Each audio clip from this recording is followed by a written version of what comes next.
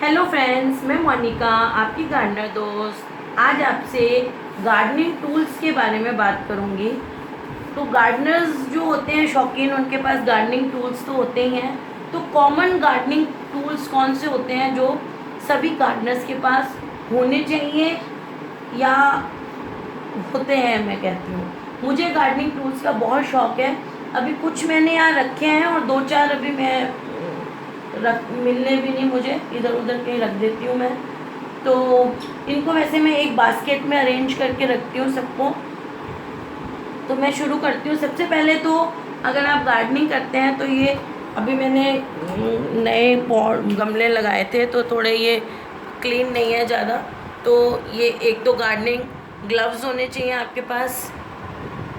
ये ग्लव्स ऐसे होते हैं, गार्डनिंग ग्लव्स अलग तरह के होते हैं। ये मिट्टी से ख़राब नहीं होते और एरिएशन रहता है, आपके हाथ को हवा भी मिलती रहती है और हाथ आपके गंदे भी नहीं होते। अंदर की तरफ से ये अलग मटेरियल, अंदर से रबड़ होता है इनमें और बाहर से कपड़ा होता है, तो जिससे ये हाथों को एयर भी मिलती रहती है और यहाँ से हाथ ख़राब भी नहीं होते हैं। यहाँ से भी एयर भी मिलती रहती है, तो आपको सफोकेशन अंदर वो पसीना सा और बुरा नहीं लगता है और आप इससे घंटों तक काम कर सकते हैं। फिर आपको सेकंड चीज़ जो सभी गार्डनर्स के पास होती है, खुरपी।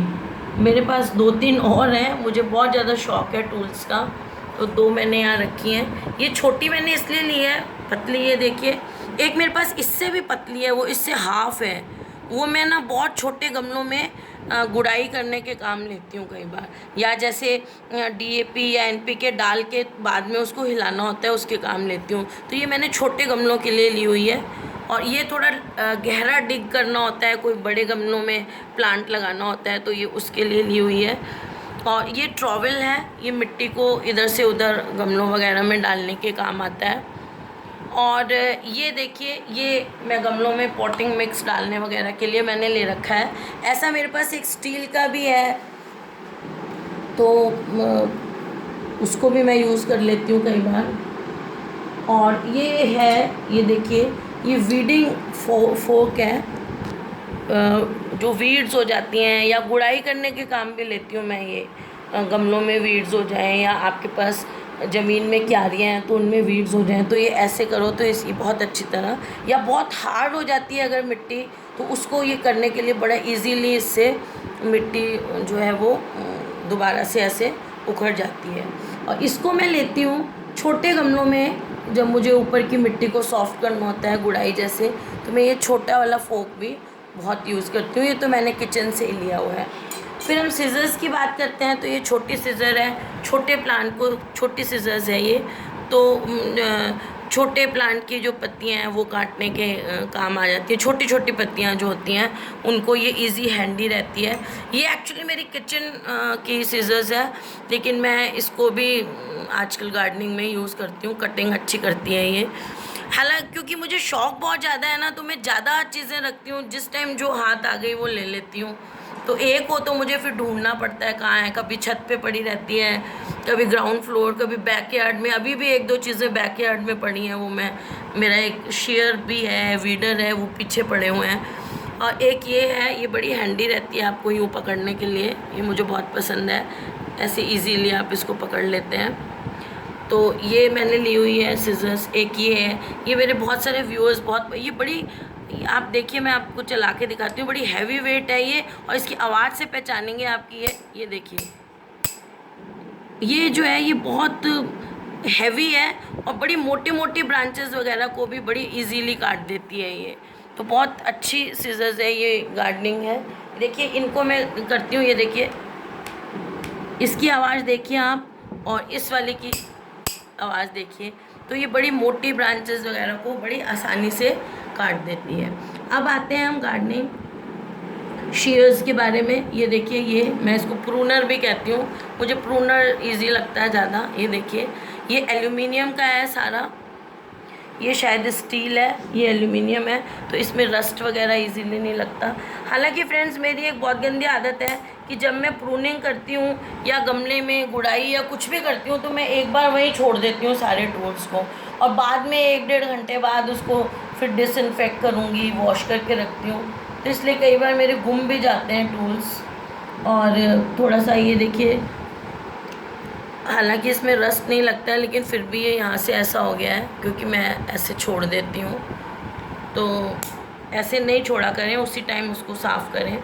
एक ये ब्रूनर है मेरा, ये बड़ा हैवी वेट है, बहुत फेल्कॉन का है शायद, ये बहुत ज़्यादा वज़न है इसमें। और ये बड़ी मोटी मोटी ब्रांचेस, इतनी मोटी मोटी ब्रांचेस को भी बड़ी इजीली काट देता है। बड़ा देसी टाइप का देखने में, देखिए कैसा है ये, बड़ा ऐसा बड़ी बड़ी ब्रांचेस जो प्लांट की, जैसे बोगनविलिया की कोई बड़ी ये डेलिकेट सा लगता है मुझे। बहुत ज़्यादा वुडी ब्रांच काटने में मुझे इससे लगता है कि ये ख़राब हो जाएगा, तो बहुत मोटी मोटी ब्रांचेस वगैरह मैं इससे काटती हूँ। अब ये देखिए, ये एक्चुअली ये जो इनमें देखिए रस्ट भी लगा हुआ है। मैं एक वीडियो इस पर भी बनाऊँगी कि रस्ट को कैसे हटाया जाए। तो ये जो है फ्रेंड्स, ये एक्चुअली फ्लावर्स को कट करने के लिए होता है, ये वाला कटर। ये देखिए, ये ये मेरे पास 2 हैं। मुझे ये बड़ा हैंडी लगता है और मैं ज़्यादातर इसी को यूज़ करती हूँ। मैं इसी से यूँ मिट्टी को खोद भी लेती हूँ, सब करती हूँ। तो ये जो है ये फ्लावर्स के कटिंग के लिए होता है, लेकिन ये छोटी ब्रांचेस, मीडियम ब्रांचेस सबको बहुत अच्छी तरह से कट कर देता है और बड़ा हैंडी है, चलाने में बड़ा आसान लगता है मेरे को ये। तो ये भी मैंने 2 ले रखे हैं। अभी मेरे पास प्रूनर्स भी 2 ग्रीन प्रूनर्स और हैं, वो अभी मुझे मिले नहीं, शायद बैकयार्ड में पड़े हैं। और एक ये है, ये भी फेल्कॉन का है। ये देखिए, ये भी मोटी ब्रांचेस काटने के काम आता है। पतली ब्रांचेस से इतनी अच्छी नहीं कटती हैं, मोटी ब्रांचेस काटने के काम आता है। मैं सोच रही हूँ मैं एक वीडियो इसका भी डालूँ कि आपके गार्डन टूल्स को शार्पन कैसे किया जाता है। तो ये जो गार्डन टूल्स हैं, इनको शार्पन करने की भी ज़रूरत होती है, इनके भी एजेस होते हैं, कई बार शार्प करने की ज़रूरत होती है। तो वो कैसे करें, मैं उस पर भी एक वीडियो डालूँगी। तो ये तो हो गए कटर्स, ये हो गई सिजर्स, ये हो गई खुरपी, ट्रॉवल, और ये वीडिंग फोक हो गई। ये फोक बहुत अच्छी रहती है।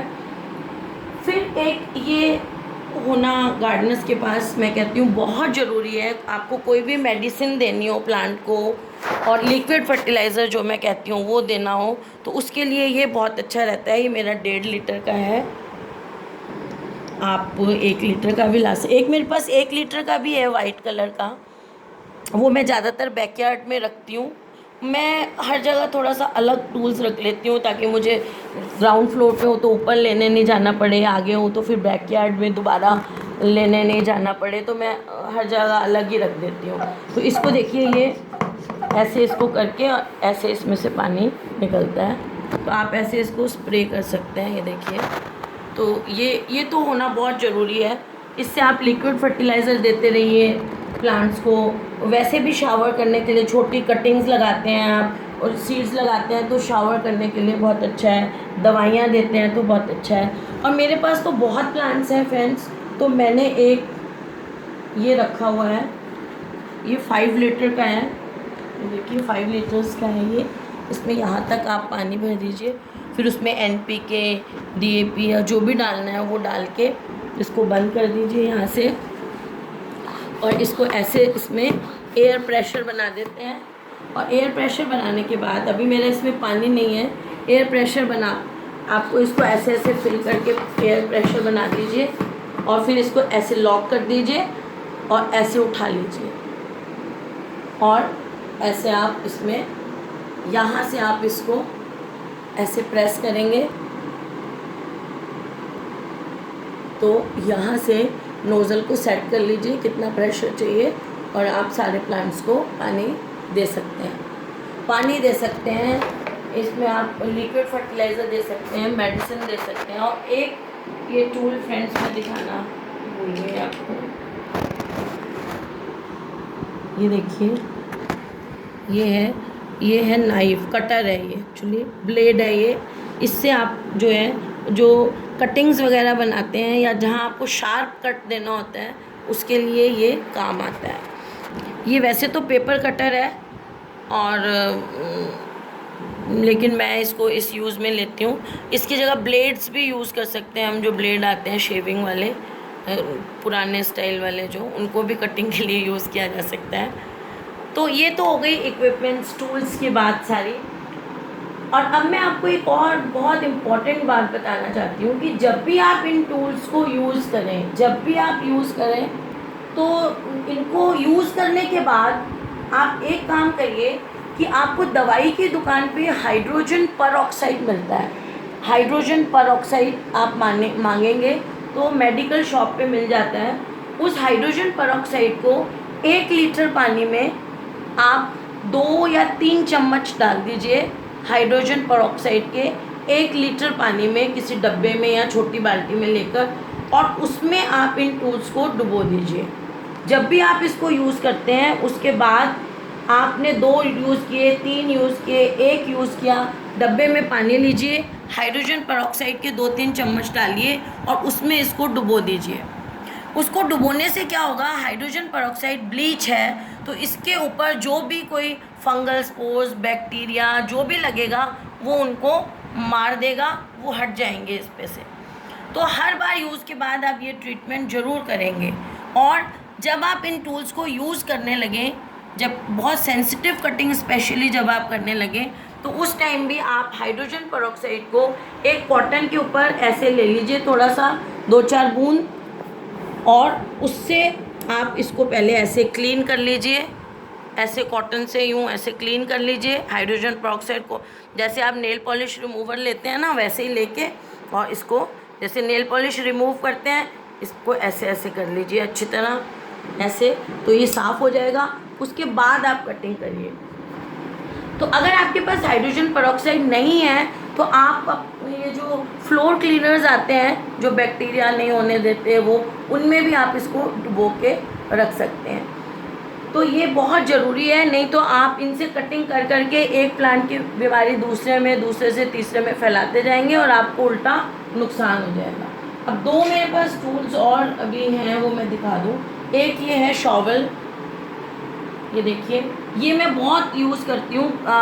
ये जो पॉटिंग सॉइल वगैरह बनाते हैं उसके लिए बहुत काम आता है। मिक्स ऐसे, इसको ऐसे करके यूँ मिक्स करने में ये बहुत काम आता है। ये देखिए,